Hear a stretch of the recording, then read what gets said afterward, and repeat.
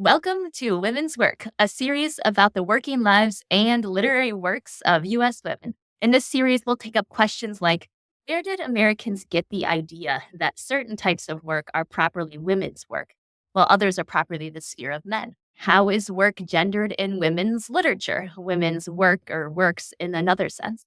How are feminist writers and thinkers recasting what it means to do meaningful work? I am your series host, Chris Hetland. I teach in and help direct the Sheedy Family Program in Economy, Enterprise, and Society. The program brings together students who are studying both business and something in the arts, humanities, or social sciences, and helps them ask big questions about work and the economy. Questions like, what makes work meaningful? Or what makes an economy just? This particular Think ND series is based on an undergraduate course I have developed by the same name, Women's Work. The course and the series are made possible through the support of ND, ND Women Connect, the Notre Dame Alumni Association, and a digital learning sprint that I received through the Office of Digital Learning and their campus partners. If you find the content that we're talking about here interesting, I hope that you'll consider interacting with the Women's Work course in other ways, such as volunteering to do an informational interview with a student or participating in our shared read program in conjunction with the alumni group Notre Dame Women. You can find more information about those opportunities and others through the Think ND website. All right, let's talk about women's work. So I am very pleased to be joined today by Dr. Dan Graff, director of the Higgins Labor Program at Notre Dame's Institute for Social Concerns, and also a professor of the popular course Gender at Work in U.S. History. I've asked Dan to join me today to talk about the origins in the U.S. of women's work as a concept. So where did our culture today get the idea that some types of labor, like child rearing, domestic chores, or teaching, are properly the concern of women, while other kinds of work, say business careers or scholarly pursuits, have been coded masculine? How have Americans' views of work as gendered changed over time? And what might the past teach us about reducing gender biases in our workplace? Now, I knew that as a labor historian, Dan would be just the person to think through these questions. Dan, thanks so much for being here. Thanks for having me, Chris. I should say I have a joint faculty appointment, one foot in the Institute for Social Concerns and one foot in the history department, where I specialize in U.S. labor history, as you said. I'm excited for the conversation, interested in learning. Lovely, lovely. So before we dive into the real material, I want to start with a question about you. As you just said, you are a labor historian. So tell us, what does that mean? Labor history as a field is really about the study, not just of work itself, but really the study of those who work for others. Labor history as a subfield of the larger discipline of history is rooted in and was birthed in the era of the 1960s and 70s, when a lot of what we call the new social history emerged. The commitment of historians to not just study generals and presidents and wars and diplomacy, but also ordinary people. Sometimes it was called history from the bottom up. And whether that was women's history, labor history, African-American history, and other subfields, they really came out of the social tumult of the 1960s and 70s, when there were lots of questions about who counts in American history and what does it mean to try to envision and enact an egalitarian, inclusive, and democratic society. So historians went back to the past and started looking at some of those questions more historically. And so labor history is the study of work. It's also the study of how people have thought about work and the meanings people have attributed to it. And it's a great field. The vast majority of history, people's working lives, people's awake lives, have been spent performing work of some kind or another, and society doesn't function without work. Really, work intersects with everything, and if you study labor history, you're learning a lot about a particular place, time, its politics, its culture. So cool. So can you share then the course that you teach that we're focusing on today, the Gender at Work in U.S. History? Where did your inspiration for that course come from? Like, how did you become interested in that? And then can you give us a bird's eye summary? What is that course about? Sure. I've been teaching it for about 5 or 6 years. I actually received a course development grant from the Gender Studies program here at Notre Dame. But the origin was that I was increasingly interested in, and my students were, when I taught labor histories that were more conventionally structured and conceptualized, centered maybe on the rise and fall of the labor movement, maybe the sort of construction and then destruction of slavery, the sort of narratives of women's work and the sort of ideas about gender seem to follow a much different and didn't map very well all the time on these more conventional ways of thinking about labor history.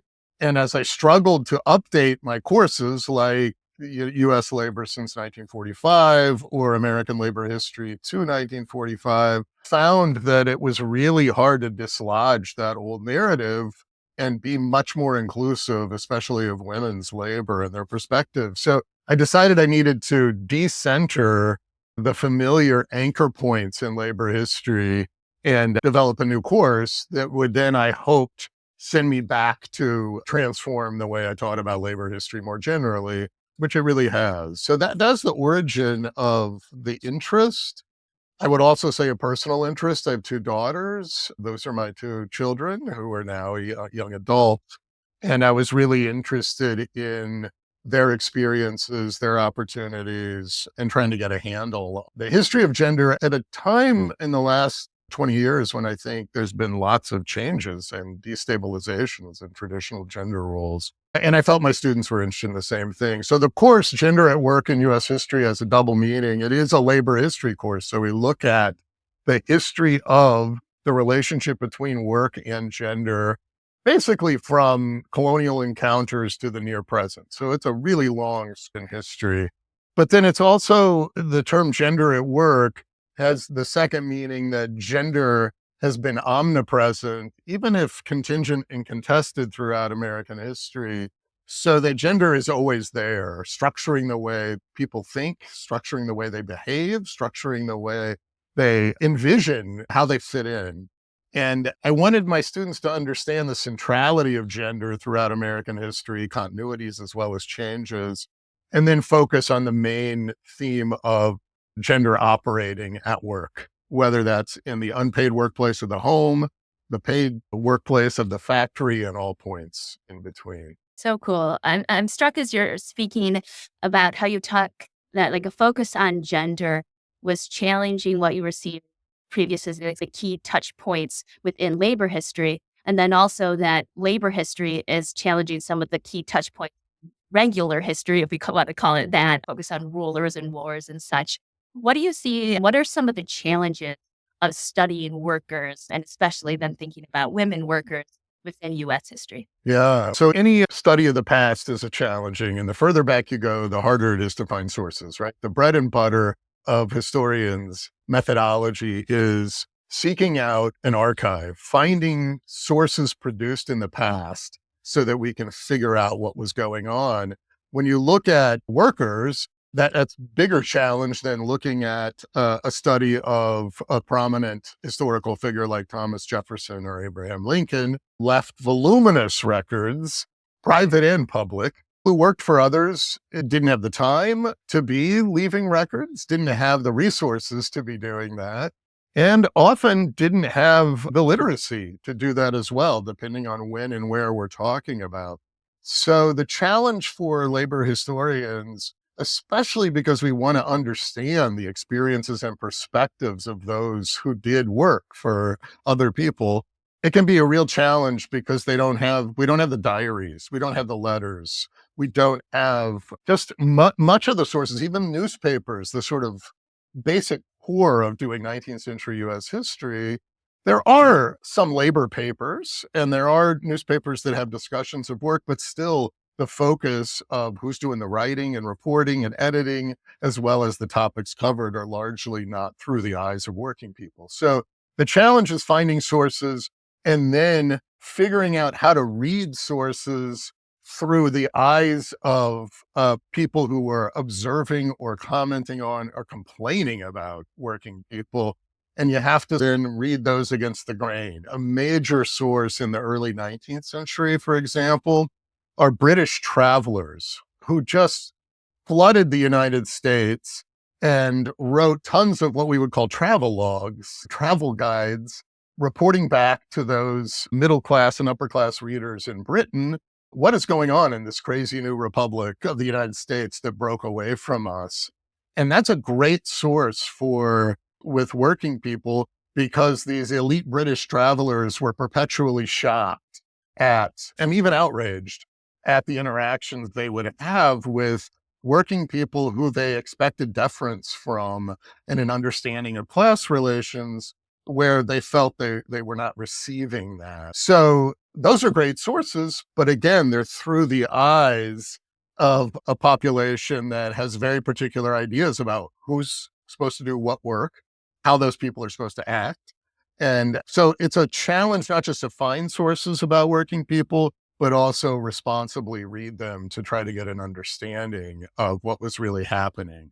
Oftentimes, working people in the American past show up when they cause somebody else trouble in a court record, in a newspaper editorial, in a law, right? So, Yeah, totally. How interesting. It strikes me as you're speaking that I hear you saying that finding an archive of texts that will represent the folks you're studying is one of the difficulties. I'm also struck that potentially defining work could be a challenge, that like thinking about work as a moving target, like something that's always contingent.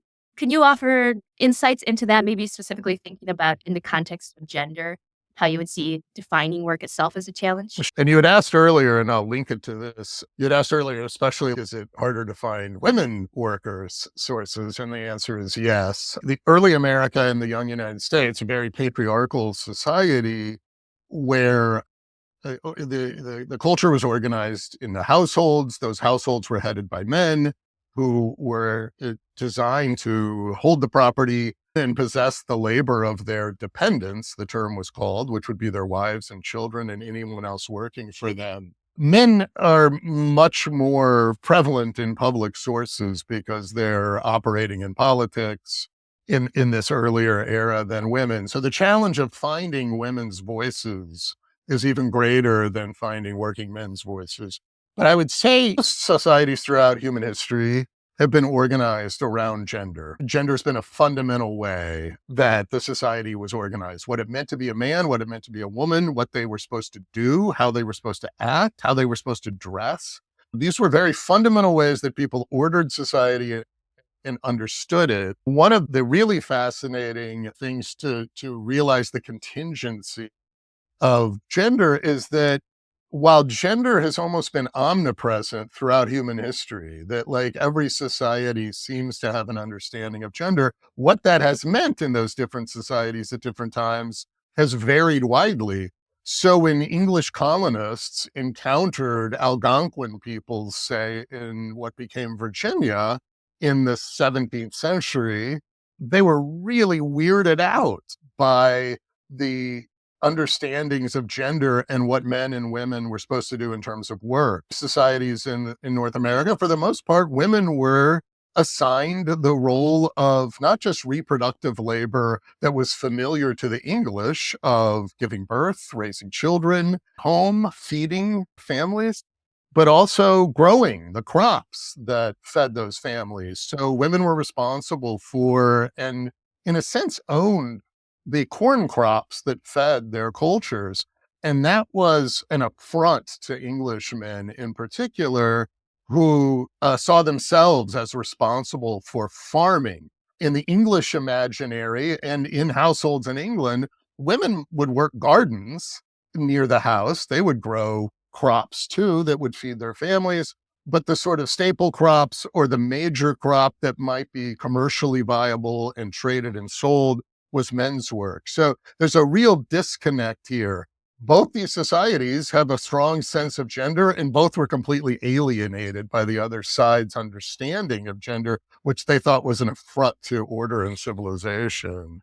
So that's like a classic example where you see the clash of understandings of gender and then using those understandings as a way to defend domination and replacement. The English decided, look, these Indian peoples are uncivilized because the men are lazy and let their women grow the crops. So they don't really have a right to this land because they're not creating a civilized Christian society where men do this work and women are designed to do other work. So gender is wrapped up in the colonial project and conflicts over land and resources. And the other thing I would say, if I can elaborate more, Chris, in thinking about early American households, is that there was a strong division of labor so that men worked more what they would say abroad if they were, say, a sailor and went on ships. If they worked hauling timber or cutting down timber, they would work abroad from the home more than women would. And that included growing crops on the property if they had it. And women were designed to stay closer to the home, taking care of children, growing garden food, but also cooking and cleaning and sewing and mending. But so there was a clear gender division of labor in early American society. There was a strong understanding that men and women were both working. It's you do this work, I do this work. And women's work was always quite adaptable too. So if a man was away from the home, the woman was seen as the deputy husband, the wife of that household, who was able to step in and represent the man if her husband was a merchant, say, or trading crops for other goods. But there was a real sense of everybody's busy and everyone's working. So that's something that actually changed in the 19th century after the revolution, where the understandings of work and who's doing it actually become transformed. So strong gender division of labor in colonial and early America, but a recognition that both genders are working for the household success. I want to talk about the 19th century in a bit Yeah, because that's my own interest, but I want to dwell for just a touch longer on like the early republics, the late 1700s. yeah, yeah. I know from talking with you in the past that you shared a story about a seamstress that Lana Sawyer, I believe was the name. Can you share that story with us and what does it tell us about women workers in the early republic? Sure. John Wood Sweet has written a wonderful book called The Sewing Girl's Tale. I'll use the word amazing more than wonderful because it's a troubling story about the rape of a young working class woman, Lana Sawyer, in New York City in the 1790s, right after the birth of the nation. The amazing thing about it is that this was an era when women very rarely took men to court for rape, especially if the alleged rapist was someone from what was called the gentleman class. And this was the case in this trial. So Lana Sawyer was a young single living in her parents' household, working as a seamstress, contributing to her family's subsistence. Met a man on the street who then fooled her, adopted a false identity, ended up keeping her away from her home and raping her. And then what was interesting is that she refused to stay quiet or go quiet and enlisted her stepfather, whose help she needed in this very traditional patriarchal society, needed his help in order to file a claim, which they did. And it was a very notorious trial because the rapist was found not guilty by a jury of his peers and his peers, because at this point, the legal system was very much directed toward protecting property interests and those who owned property. And so he was found not guilty by a jury that was largely made up of other gentlemen. And yet that was not where the story ended, because working class New Yorkers were very upset about this trial. It surfaced in the newspapers only after there were political organizing and the tearing down of a brothel where this incident had taken place by a group of working class men. So what was really interesting is it's a new thing in all sorts of ways. It's a novel lawsuit that a working class woman would accuse an elite man.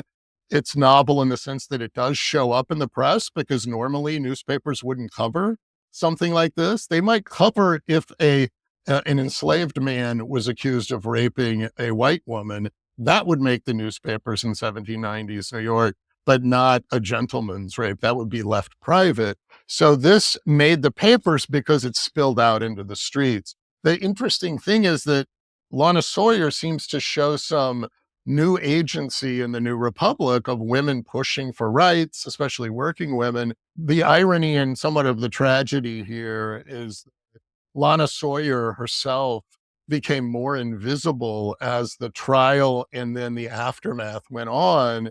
And her stepfather, who was also behind the lawsuit and behind the sort of political activity, some called mob activity, that destroyed some property in the wake of this. He and other working class men saw this as an affront on their own honor, their ability to protect their own family members. So it became a story of working class men versus elite men. And Lana Sawyer disappeared from the historical record, and the historian was unable to find her after the trial, except at very couple mentions. And she moved out of New York to Philadelphia. So it's a wonderful portrait of the way gender operated at this time in American history, showing both the constraints on women's activity generally, and also cracks in the seam of the labor systems and the relationship of working people to politics. And I assigned it for the first time this semester. It's a pretty new book, and my students ate it up. It was the first book that we read, so I was really gratified that they got a lot out of it. At least two of them told me they purchased the book for their mothers after they read it. And I thought that was really, High really praise. interesting. Yeah. Cool. Yeah. It's just striking me as you're talking that one of the themes that seems to come out of this text is that it's impossible to think robustly about gender work without adding class as a variable. Maybe we would say race and too Yeah. as a variable. And I know one of the other texts you teach in class, Seth Rockman's Scraping By, which describes working class Baltimore and the rise of the domestic service industry. Roughly same era, I believe. So can you describe some of the phenomenon that Rockman is observing? Yeah. Yeah. Another great book, a more challenging read because it is very ambitious in what that book is trying to do. While the Sewing Girl's Tale focuses strictly on the 1790s, a sort of moment snapshot in time in New York City, Seth Rockman's book is from the 1790s, basically through the 1840s. So it looks at that era of the sort of 4 decades or so after the American Revolution, when the United States is very young and growing economically at a very rapid clip. And as Rockman shows us, a place like Baltimore is one of those headquarters of the new American nation where lots of vibrant economic opportunity, lots of people seizing new opportunities in this new political environment, really rejecting deference to old ways of doing things. And so the story is often told this is the opening of American society and people moving physically all over the place, as well as moving up and down the class ladder because all the old constraints seem to be gone. And there's the deployment of new technology, the deployment of new ideas about how to organize labor and make money. But what Rockman does, and the title Scraping By suggests this, is what does that story look like if we focus on those who were considered unskilled workers? Whether those were men working on dredging the harbor in day labor positions, those enslaved African American men and women who were working as domestic servants for others, those free African Americans, because Baltimore was in a slave state, but had the country's largest free Black population coming out of the Revolution because Maryland didn't end slavery statutorily, but lots of Maryland slave owners, they're slaves out of a spirit of revolutionary equality. And a lot of enslaved Americans claimed their own freedom by running away during the Revolution or in the post-revolutionary years. So he looks at so-called unskilled labor and really tries to look at all these different populations and how they navigated this new economy of opportunity. And what he says is, I'm not saying this isn't an era of rapid economic growth and transformation and opportunities for some, but it was contingent upon the denial of those opportunities for others.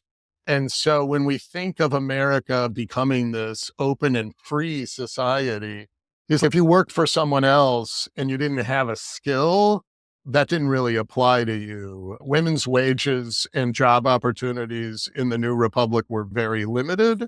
So more and more women had to find in cities wage labor jobs in order to help sustain their families, but they were really relegated to domestic service primarily or working as seamstresses. He really shows the intersections, interestingly, of the new capitalism, you might say, that is increasingly dependent upon wage labor or features wage labor, which was new at the time. This idea that You hire someone to work for you for a certain number of hours and you pay them for that rather than owning the person. It's labor temporarily if it's an indentured servant or permanently if it's an enslaved person. So wage labor itself is new, but what Rockman shows that some of the old hierarchical relationship between master and slave and husband and wife was really exported onto the new capitalist economy so that these unskilled wage laborers were not expected to have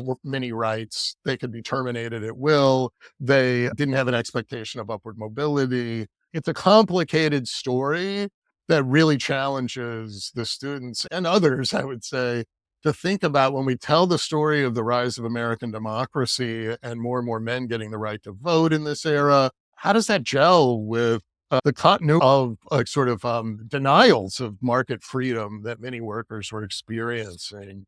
And not every story is the same. It mattered if you were enslaved or free, if you were a woman or a man, if you were a white but they're all interacting within this open, unsettled environment where employers or masters really hold all of the cards under the law and custom. Yeah. Thanks, Dan. Yeah.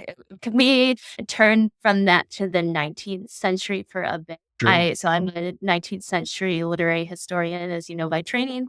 So when I hear the words gender and work, like the phrase separate spheres, like Yeah. pops into my head, like instantaneous. So I want to think with you a little bit about the ideology of separate spheres, like come from lasting power, whether it's so maybe Sure. starting place. Can you summarize what would you say if you were to summarize the ideology of separate spheres in the 19th century? What are we talking? Sure. So it's very much linked to the rise of wage labor and the sort of persistence and transformation of gender identities in the new Republican period. Separate spheres is an ideology that arose to help explain and celebrate the growing, primarily northern middle class rooted economy of aspiring merchants and lawyers and their wives.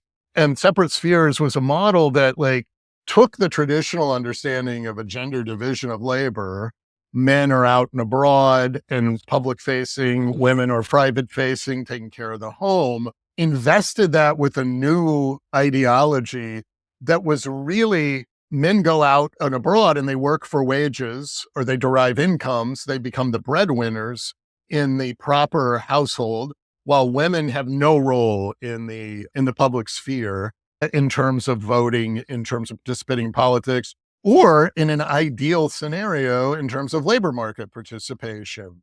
So this is like a middle class ideology for the properly functioning household. It's like taking the old patriarchal household, but the ideological change there is that in the successful households, women are asked to do less and less traditional work that they did in the colonial era because as the economy commercializes and more things are commodified, who can are purchasing things like soap and candles and clothing, outsourcing from the household that form of domestic labor. They're still performing the domestic labor of cooking, cleaning, raising children. So there's a lot of continuities, but there's also some real change in affluent households. And that invests the separate spheres idea with this new understanding that somehow in a successful household, men are working and they're working because they're leaving the home and making money, right? So cash is what shows you're a worker in a sense, while women staying home and not wage working, not engaging in the outer sphere, and having perhaps more time to spend on things like childcare and maintaining the house, but not engaging in production of goods. Suddenly, there's not just a gender division of labor, but a gender definition of labor so that men work and women in proper households don't work. Care is not work. Childcare is nurturing and loving and investing in the next generation to replace you. And so is taking care of your family by feeding them, perhaps by keeping their clothes clean, these sorts of things. But so somehow stuff that had always been done by women in the household, but would have been seen as work. That's part of the work. A woman's work is never done is a phrase that dates back to the colonial era. In this new gender separate spheres ideology, the proper woman is not working because what she's spending her time on is not work. And also that applied in what you might call the religious and voluntary realms. This is a rise in the early to mid 19th century of middle class and upper class women starting to devote time to their societies, not just their households. So this is the irony of being in this private separate sphere. They start to see they're responsible for the community's moral stature, the communities and their faith communities and larger communities, a proper functioning. So they get involved in things like trying to wipe out prostitution, worrying about people drinking too much, perhaps engaging in things like anti-slavery activism or fighting against Indian removal. So the politics point in different directions, but these women are working in their homes, but it's not called work. And then they're working outside their homes, but in areas that they're not paid, where they're doing volunteer work in their churches and in their organizations. And so this is the origin of where we get this idea that men work and women don't. You still get, when I ask my students, what do your parents do for a living? My dad's a lawyer, my mom doesn't work. That's less and less familiar in our dual income culture, but you still will hear that. And they don't mean to be negative. They've just inherited the idea that a stay at home mom or a stay at home parent is not a worker. And that's one of the things I try to get my students to understand of the roots of that thinking are in the 19th century when a very aspiring middle class is starting to define what's proper for a household. And most American households couldn't match that. Adult women, wives, and daughters are engaging in wage labor increasingly, if intermittently and over time in different sporadic bursts. So it's an ideology as much as it's a reality.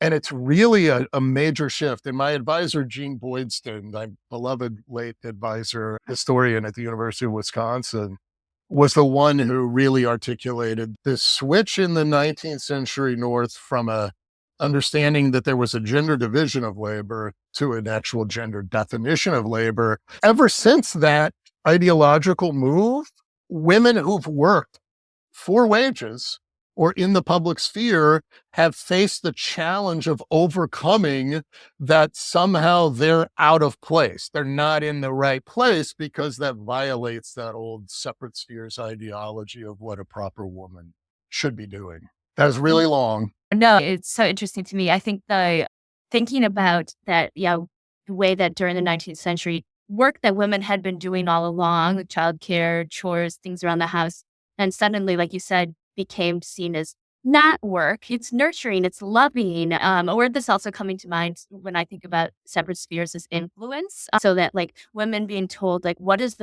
in fact, so I'm thinking about Catherine Beecher, who's a key figure for advancing this ideology. That in fact, women have, it might seem like they're limited in what they can do, but they have the most important role of all, which is influence. Yes, men are the ones who will go out and vote and they'll become the doctors and the lawyers and whatever, but women, you are raising them as children, preparing for them for those roles. So thinking about a reframing of what women's most important role in society is in terms of influence rather than maybe something out in the public sphere. I'm curious, I know when I talk about this with students, one of the questions students will ask is this feminist? So like thinking about on the one hand, this seems like it's celebrating women, like at a time when general labor that's happening in the household kind of invisible or denigrated. It's carving out a place that like women are in charge. They have the influence. They're in fact doing the most important work. On the other hand, it feels like influence is drawing the short straw when it comes to power in society. So what would you say to that question if this asked you like, so is separate spheres, is this a feminist ideology? Sure. I would definitely, the historian's typical answer, actually, it's complicated. And I would say it points in both directions. In some ways, separate spheres ideology of the 19th century emerged from what historian Linda Kerber has called Republican motherhood, this notion that emerged out of the fight for American independence, where patriot men asserted that politics was a men's world, a men's realm. We might have thrown off the king and are establishing a republic, but a republic really should be about male citizens debating public and political ideas. But there wasn't a lot of agitation by women to rethink their role in the republic in this hothouse of all these debates about citizenship. And the old historian's line that the American Revolution wasn't just about home rule against Britain, but it was also about who should rule at home, which is why you have all these debates about and whether it should be ended at this time and whether working men who didn't own property should be able to participate in politics. And they generally successfully were able to win that argument over a handful of decades, although it was racialized very much.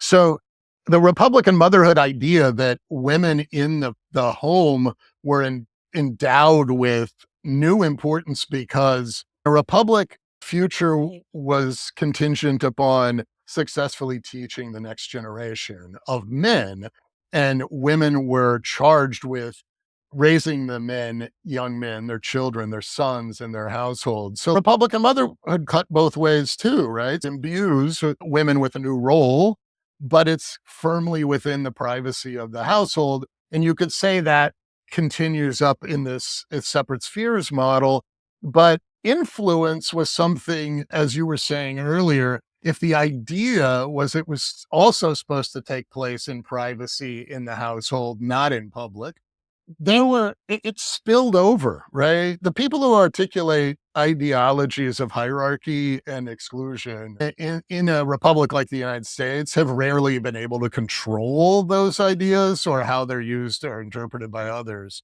And John Adams had the famous line that the contagion of liberty during the American Revolution flowed in unintended directions. And by that, he meant unintended by him and the fellow signers of the Declaration of Independence, but he might have been his wife, Abigail, who was a pretty firm arguer for including women in the Republic and in re envisioning their role. But he was seeing this everywhere, these debates. I think, in terms of influence, lots of women, the fact that women in these northern cities in particular begin forming all these organizations to try to perfect or reform society or protect the vulnerable, that is already a feminist sign that women should have the power to engage in those public debates. They might say, we're not trying to get elected to Congress, but we are to influence our husbands and sons. Also means we have the right to influence our church communities, our city councils, and our states. And so there is a movement to push beyond. Separate spheres starts to get pushed on. No, it's like in the name of that ideology. We're not saying we're the same as men. We're saying that we are better than men and care about the moral guardianship of the nation. And therefore, we need to claim that obligation and right. And for some women, that led to aggressive, assertive anti slavery politics, to women's rights, protest movements, and other things. For others, it was a much more like, how do I do this within the confines of the separate spheres model? Catherine Beecher ends up representing one pole of that, but she herself is an illustration of those tensions because early in her career, she was at the forefront of this women's campaign against Native American removal, Jackson presidency. And it's called by the historian Mary Hirschberger, who did a great article on this years ago, the first national women's petition campaign, where women signed petitions to Congress asking them not to push Native Americans off their, which is what was happening and what ended up happening. And Catherine Beecher was one of the handful of women. She wrote this petition, but kept her name anonymous. And this spread like wildfire across the country, and women in all sorts of communities were sending petitions to Congress, alarming many congressmen. This has never been done before. Why are women doing this? What are their men not doing that are keeping their women away from politics?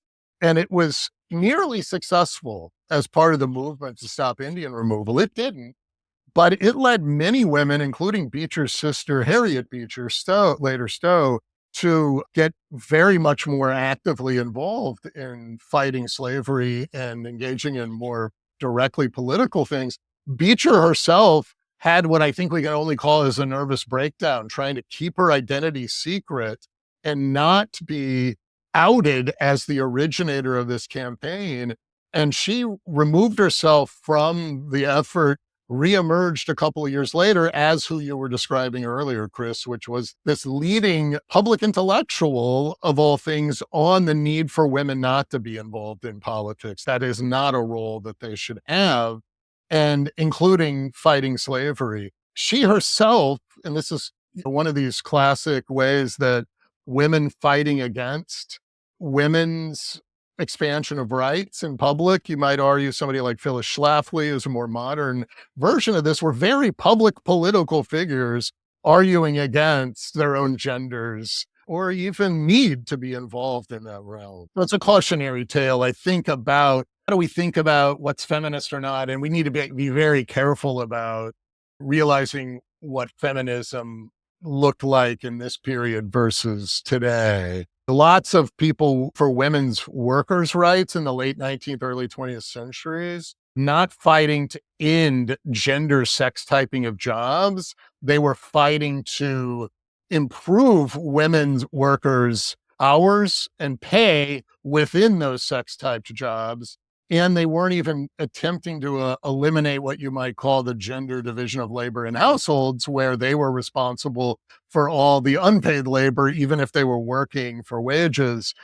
But they were interested in trying to push for things like childcare and other ways to support. So I've had students ask me, are those women feminists? Or are only the ones who were directly challenging women's exclusion, say, from the elite professions or getting into male typed work, are those only those considered feminist?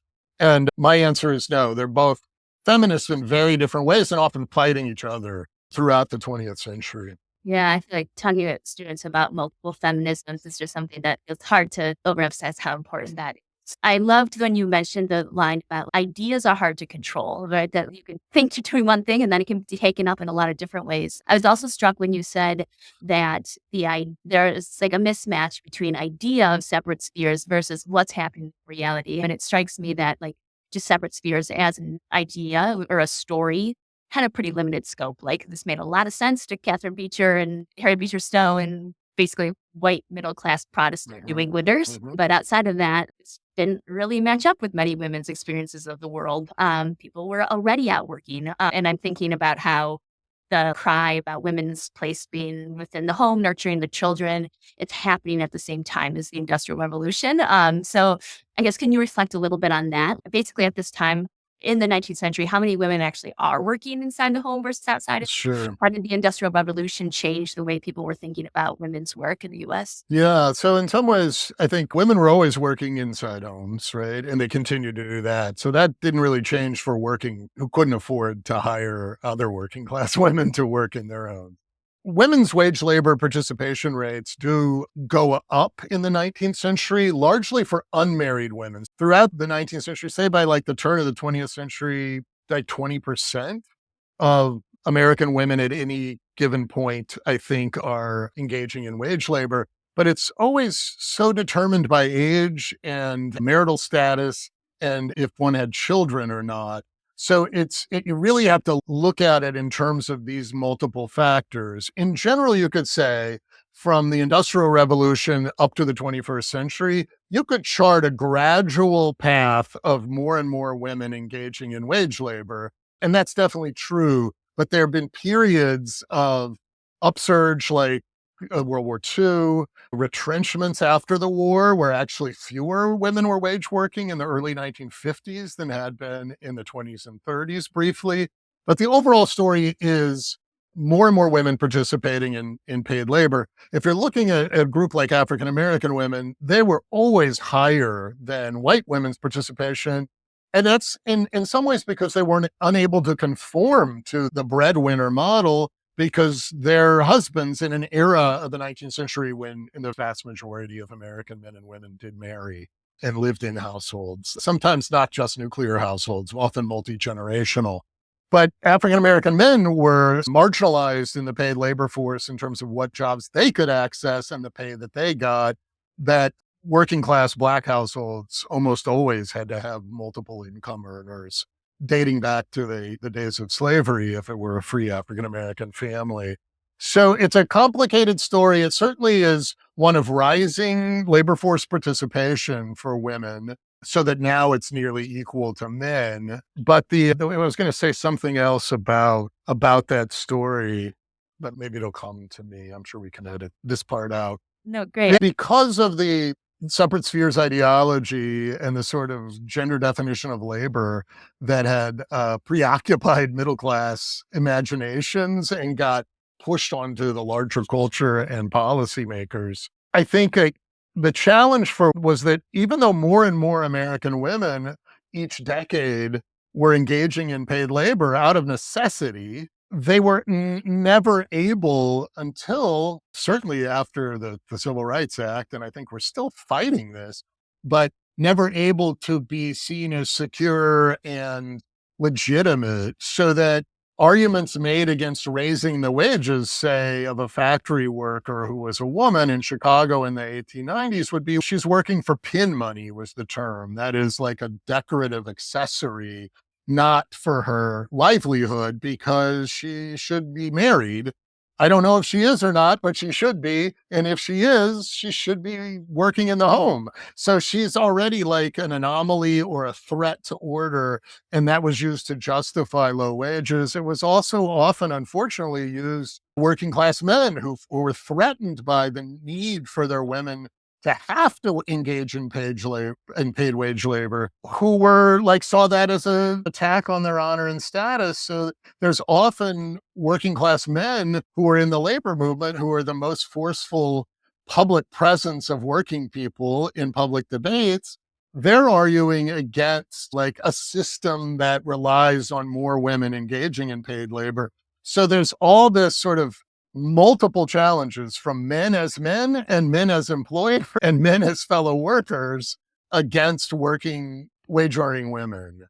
And so it's this really strong uphill battle. And yet women really start to make some gains in the late 19th, early 20th century in alliance with the middle class women who come out of these more affluent areas, who see the need for sort of gender solidarity, and that they have an interest in working class women's issues, not just their own. So somebody like Jane Addams of the settlement house movement allying with trade unionists in Chicago, that's a major step forward in trying to redefine the rights of women.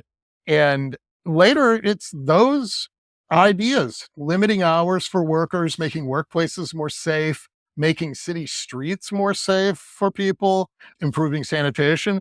Those ultimately show up in the New Deal revolution of the 30s, and they're degendered in many ways. That just becomes like the maternalist impulse of how to protect women workers in the progressive era, in some ways was a wedge strategy by social feminists saying, now we can apply in the New Deal workplace safety to everyone who works, minimum wages for all, maximum hours.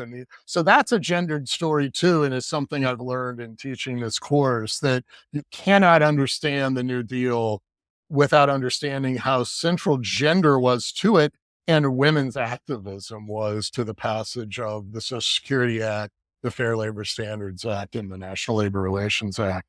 Hard to stop me, Chris, once I get started. No, I would love you to talk. I tend to forget that things exist after the 19th century because that's where my work stops. So I'd love if you could talk just a little bit more about that New Deal moment, what you see so significant about that. Yeah, because the New Deal in most labor histories and in larger general political histories of the US, the New Deal is seen as a watershed, both generally for the relationship of American citizens to the state, because the state, the first time, assumes responsibility for much of the security of the American people, banking reform, housing reform, and also in terms of labor rights. So the New Deal transforms the relationship of the federal government to ordinary people and says, yes, government is responsible in some ways for you. And at the workplace, it says we need to change the American workplace. Employers have too much power. They're more likely to be corporations now, employing thousands of people. we need to recalibrate power and bring American democracy from politics to the workplace. They created these laws that empowered workers to form unions, and the federal government gave protection so that they could do that and collectively bargain to try to increase wages and workplace safety and contracts. But the federal government also created a compulsory Social Security system that many of us are familiar with because it still exists today. We pay into it and we pull out of it, as well as established a minimum wage and overtime pay, outlawed child labor in the Fair Labor Standards Act. So the New Deal was really a revolution in transforming the relationship of state and citizen, but also employer and worker, because the federal government intervened for the first time and said, we're not going to let employers and workers just sort it out. And a lot of that impulse of those laws came out of the earlier efforts of what we would call maternalist progressive era reformers, from trade unionists like Agnes Nestor and Alice Schneiderman. And I'm getting her first name wrong, with folks like Jane Addams and Florence Kelley, more prominent women reformers from affluent backgrounds. They had said we need to tame American capitalism at the turn of the 20th century. And the way that they were able to start doing that was by getting laws passed to regulate the number of hours a woman could work in a day or a week in the name of protecting women's health, especially the future society, because women would likely give birth, right? So in the name of these traditional gender ideals, advocating for a role for state and federal government, and often directing it to protect women workers. So maximum hours, minimum wages sometimes, safety at work, these sorts of things. It's complicated how much those progressive era reformers that it should only apply to women, but the politics of that era infused with this separate spheres ideology and this notion that men didn't need government to protect them. They needed to be independent and manage their own relationships with other men. This became the avenue through which some of these reforms were adopted. And so I call that, following other historians, a sort of maternalist welfare state that then, when the economy crashes in 1929, the greatest crisis in American capitalism, and the federal government decides under FDR, we need to rethink how American capitalism operates. They began to adapt many of those earlier ideas, but apply them more generally, so that the minimum wage was not about for women workers. It was about for all private sector workers. And the same goes for the Social Security Act compulsory system. Now, there's all sorts of intended and unintended gender consequences, as well as racialized ones of the New Deal. So it's by no means a utopian labor movement from a modern sense. Domestic workers and farm workers were excluded from all three of the New Deal labor laws, clearly as a price to pay for getting white Southern support to pass the laws at a time when there was massive Black disfranchisement in the South.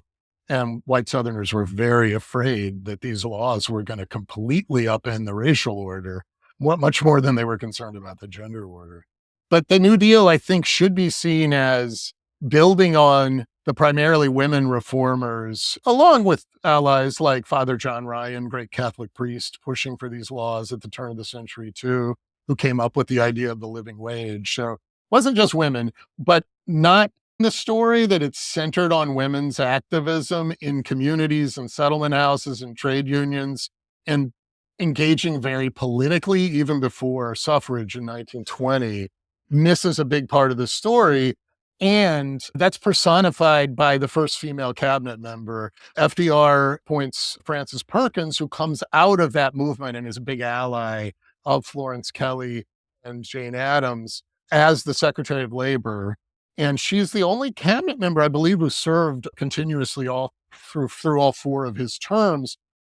But it made sense that he pulled someone out of the progressive era reforming community to serve as Secretary of Labor and oversee and help pass these new laws that protected working people in the name of both empowering them through unionization, but also protecting them through things like Social Security and Fair Labor Standards.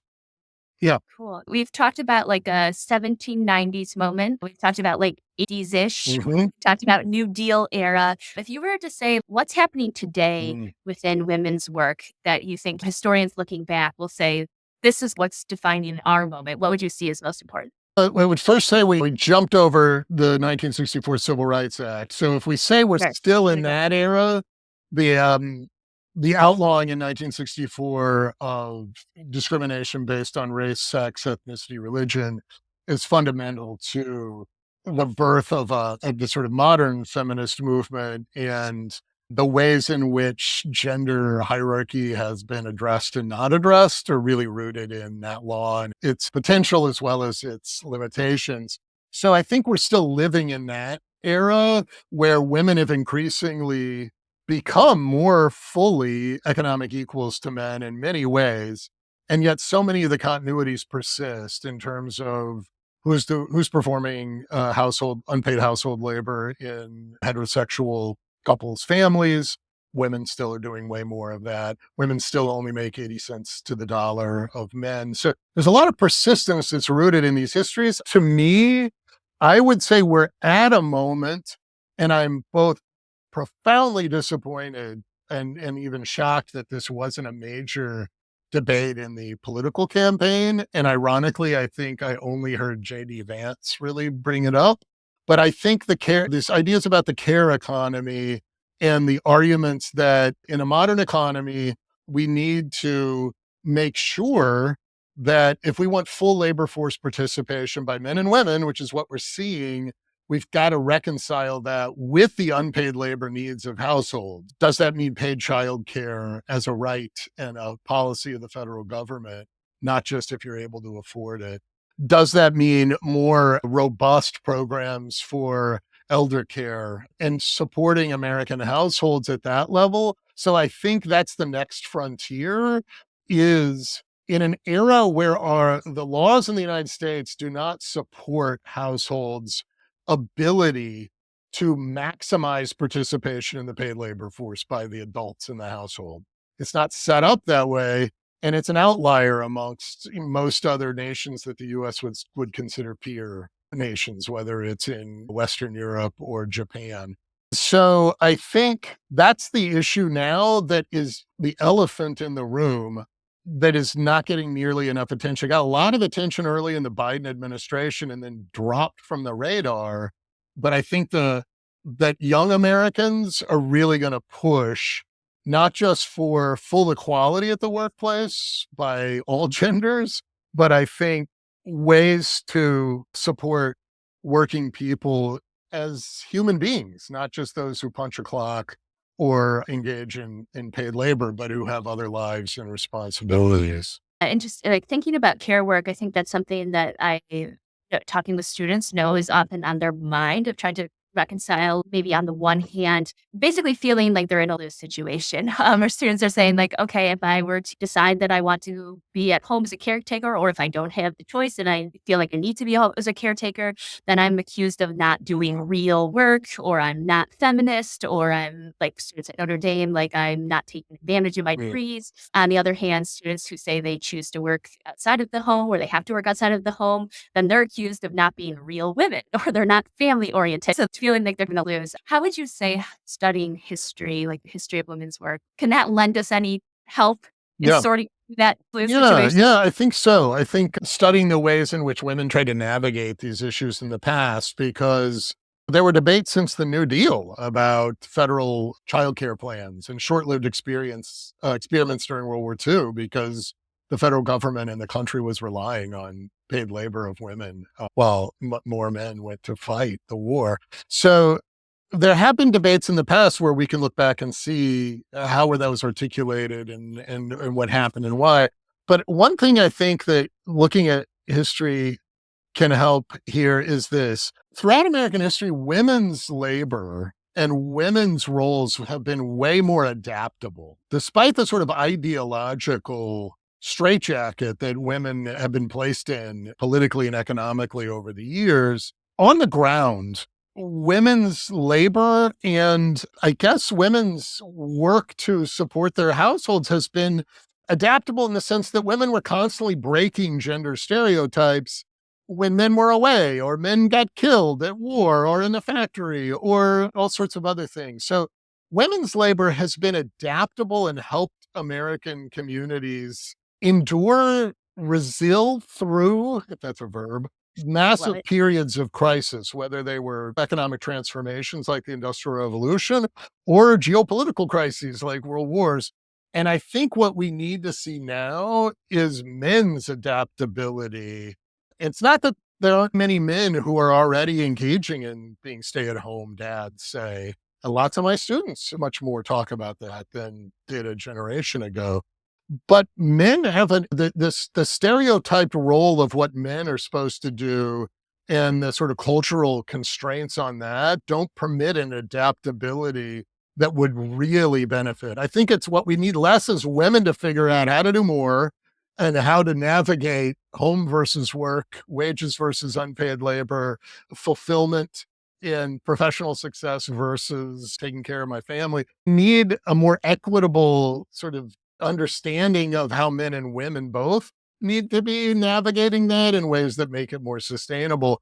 And I think men have to get really involved in pushing for that. And that's going to require a major cultural change. I think men have changed way less in terms of gender expectations and the roles that they play throughout American history, even though we've seen rapid changes in what women have been allowed to do. But women have borne the burden of navigating the fallout of, okay, you're doing new things now, but you're still doing old things too.